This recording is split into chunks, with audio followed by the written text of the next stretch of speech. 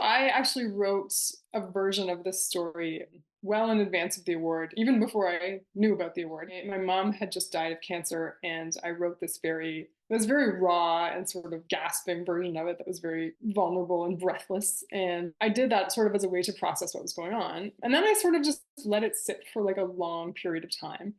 And I would sort of revisit it every now and then and tinker with it a little bit. And I found that as I sort of progressed in my healing and my recalibration in the world, I could sort of tweak the voice to be a little calmer, a little steadier, a little more confident. And then slowly it sort of, took a shape and kind of had a voice and kind of reflected how I was moving through grief until I think the voice became sort of ready to like polished enough that I could put it out into the world. And then that seemed like a good opportunity to do it.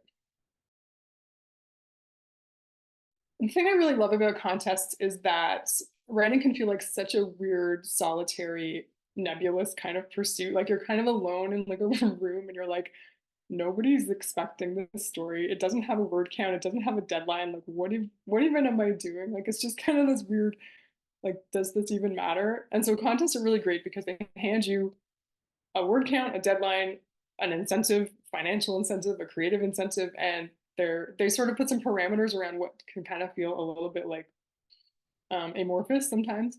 I work well when somebody's like, I need this by this time, and it has to be this long. And so when I'm struggling to give that to myself, I think contests can be really helpful for that. I mean, I think there's this perception that being a writer is like a an endpoint or like a sort of a destination that you can get to somehow. But I try to think of it more as like just a way of being in the world.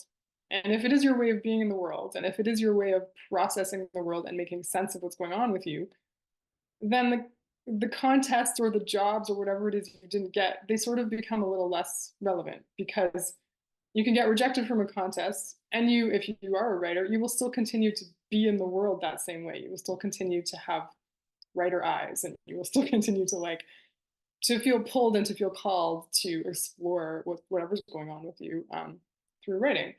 And like nobody can really take that away from you. That's not a thing that somebody hands you. That's an internal thing that powers your body, or at least it is for me. And so I think you can't give these things so much power that they change the way you exist on the planet. Like that doesn't that doesn't seem like something that they should have the power to do because that comes from you. And so, I mean, I think with rejection, it's really hard, but I try not to get mad. I try to get curious. I try to become sort of like a detective, and I try to say like, well, when I read the long listed stories, like what do they have in common? What did mine maybe not do that these are doing? And try to treat it with curiosity rather than collapsing. That's where I always try to land.